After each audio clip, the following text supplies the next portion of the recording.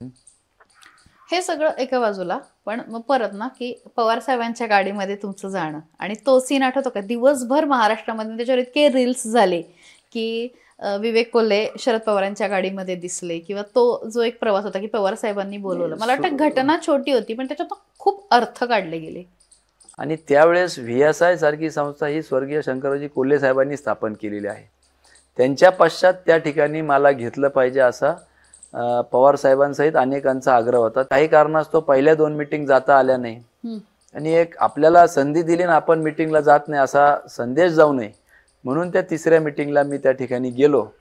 आणि मीटिंग झाल्यावर पवार साहेबांच्या लक्षात आलं की आपण काही विवेकशी बोललो नाही, संवाद साधला नाही. मग त्यांनी आवाज देऊन मला म्हणे की गाडीत बसा.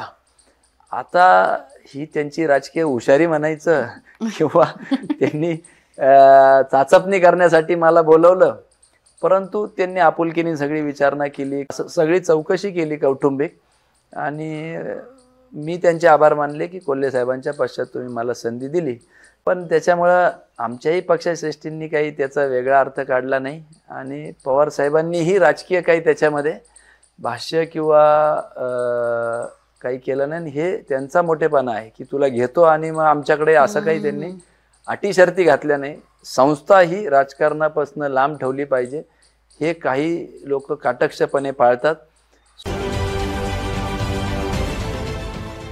देश विदेशातील प्रत्येक घडामोडींचे लाईव्ह अपडेट मिळवण्यासाठी आता साम टीव्हीच्या सर्व सोशल मीडिया प्लॅटफॉर्मला लाईक, फॉलो आणि सबस्क्राईब करा.